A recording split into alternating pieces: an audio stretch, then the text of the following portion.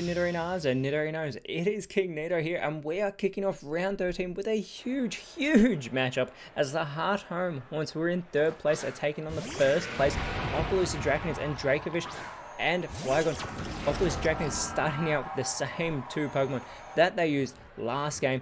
It is Poltergeist and Spiritomb for the Heart Home Haunts, as immediately a snipe shot from Flygon onto Poltergeist, and it's going to activate Poltergeist's Cursed Body.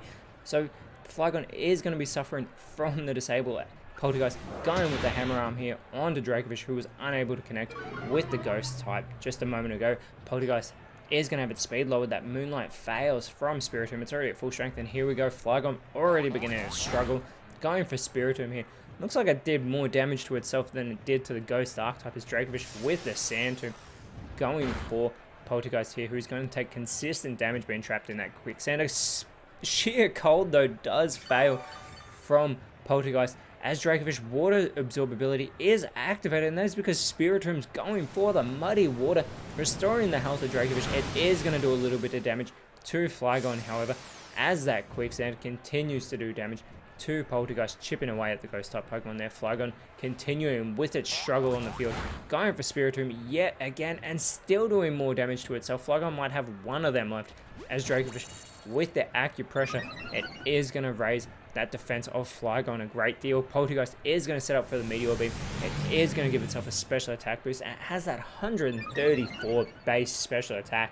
This is what the third place Ghost-type need. As the Arm Thrust now from Spiritomb, the multi-hit move onto Flygon, trying to make sure that Flygon will eliminate itself with its next struggle, as Poltergeist continuing to take damage from the Sand Tomb. Here we go, Flygon with its last struggle onto Spiritomb yet again, and Flygon is taken out of this matchup. This is the start the Ghost types need, trying to end that 5-game winning streak of the Opelucid Draconids. That bind won't affect the Ghost types, but Poltergeist, here we go with the Meteor Beam onto Dracovish. Huge damage. Dracovish holds on though, but Spiritomb easily finishes it off here with the Hyper Voice, practically capitalizing on a huge play here, if you'd call that, considering Flygon eliminated itself. And it is Gudra, and Dragalge coming out for the Opelucid Draconids, as that Stun Spore is unsuccessful by Gudra, but the Water Pledge from Dragalge almost eliminates Poltergeist, who responds with the Facade onto Gudra here, and Spiritomb follows it up with the Seismic Toss onto Dragalge. These two sides could actually end up meeting in the Grand Trial. This might be a preview of what we see, as the Aerial Ace from Gudra gets a good hit there onto Spiritomb. Dragalge follows it up with the Boomerang onto Poltergeist, and again Poltergeist's Cursed Body is activated, as Poltergeist is eliminated from this matchup. We will be seeing Dragalge struggle here, as it is Cursor coming out onto the field, and Gudra with the Assurance onto Spiritomb, and Spiritomb is now taken out of this matchup.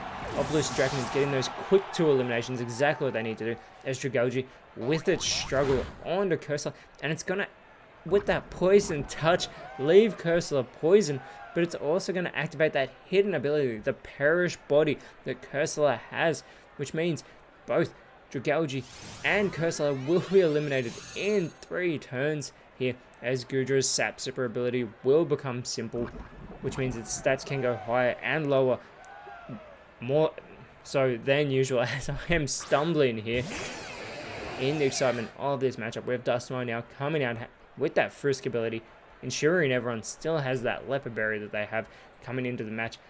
That Wrap won't affect the Ghost types, but Dusknoir with the Giga Drain onto Dragalge, not very effective. Dragalge, though, having no moves left, continuing to struggle onto Cursor here. Gets a good hit. Dragalge will have one of them left, which means it's not going to even make it to the end of that Perish, as that Poisoning continues to do damage to Cursor, and there's that Perish count falling to 2 for both Cursor and Dragalge, as that Petal Dance does really good damage there to Dusknoir, who responds with the Leer here. It is going to lower the defense of Dragalge and Gudra here, but again Dragalge has no moves left. It goes for the struggle onto Cursor.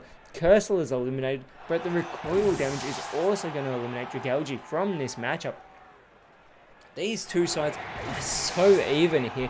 They are down to 3 each, as we have Trotigan coming out for the Opelucid Draconids and Chandelure coming out for the Heart Home Haunts. Gudra continuing with its pedal dance, this time going for Chandelure. It won't be very effective on the part fire type, and due to its fatigue, Goodra is going to become confused as Chandelure goes for the mean look, making it so Goodra can no longer escape. And Druddigon, with the parting shot, will be able to escape back to the bench, that is. It is going to lower the attack and special attack of Dusknoir's stats on its way out.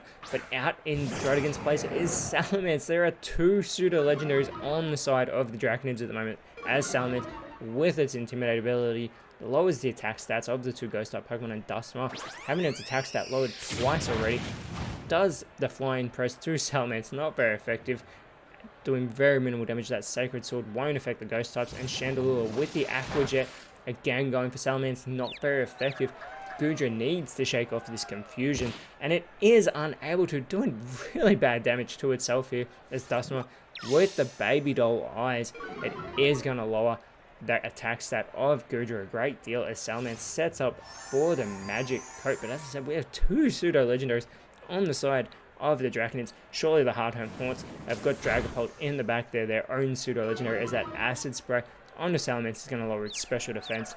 Goodra is still in its confusion. This time it will shake it off, going for a super effective Spirit Shackle onto Chandelure here. Chandelure is able to tank that quite well for a super effective hit though, as we have Dusknoir with the hold back onto Goodra, and that Guillotine won't affect Chandelure from Salamence.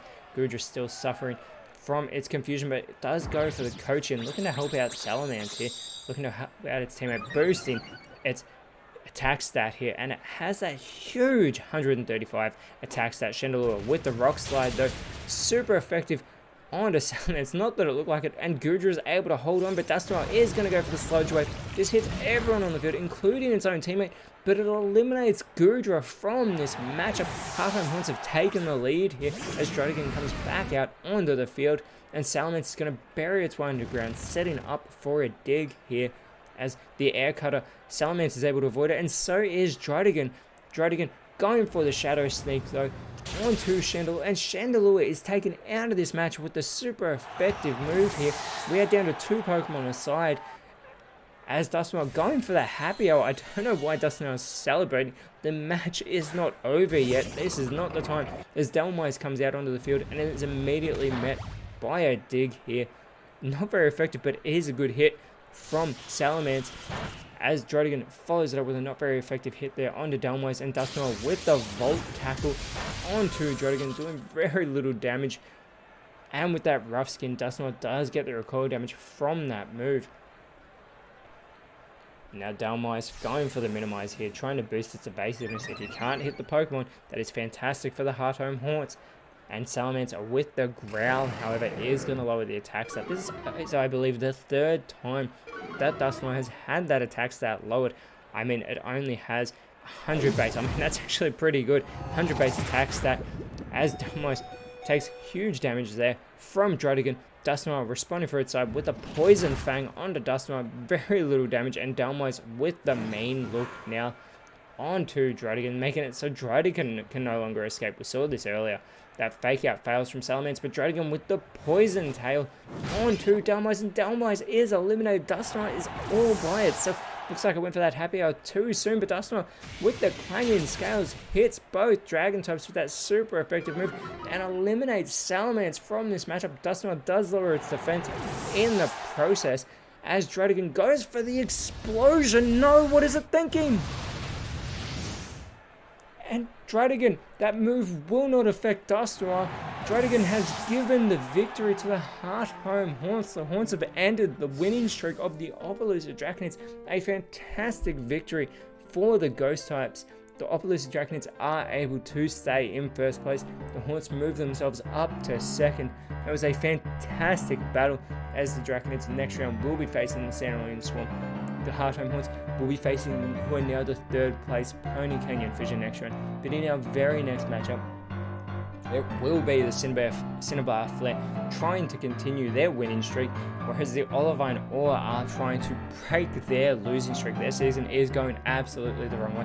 But until that matchup, Nidorinas and Nidorinos, thank you so much for watching. Let us know in the comments below who you thought was the best on field. And if you enjoyed what you saw, please leave a like, share, subscribe, and more importantly, always remember, you are awesome.